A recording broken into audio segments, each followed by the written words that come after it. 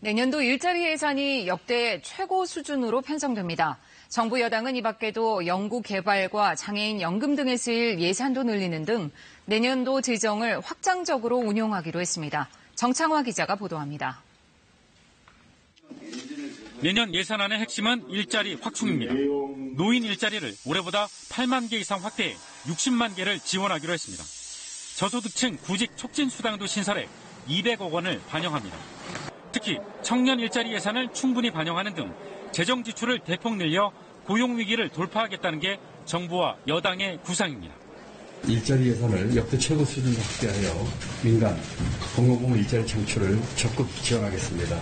청년, 신중년 등 연령대별 특성을 고려한 맞춤형 취업 지원과 함께 정부는 또 자율주행차 등 8대 선도 사업에 5조 원 이상을 투자하고 사상 최초로 연구개발 예산을 20조 원 이상으로 확대하기로 했습니다.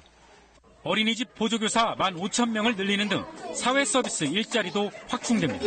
기초수급자 중 장애인 연금도 월 30만 원으로 조기 인상하기로 했습니다. 노후 공공임대주택 시설 개선에 올해보다 200억 늘어난 500억 원의 예산을 편성하는 등 생활 밀착형 SOC 투자도 늘립니다. 경로당 냉난방비와 양곡비, 예비군 동원훈련 보상비 확대 같은 생계 지원 대책도 내놨습니다. 당초 정부가 밝혔던 예년도 예산 460조 원 수준보단 확대 편성이 불가피해 보입니다. 대폭적인 확장적 재정 운영이 필요합니다. 이를 통해 소득주도 성장과 혁신 성장의 추진 속도를 대폭 끌어올려야 합니다. 경제부총리는 일자리 성과 부진에 대해 필요하다면 적절한 시기에 책임지겠다고 밝혔습니다. KBS 뉴스 정청화입니다.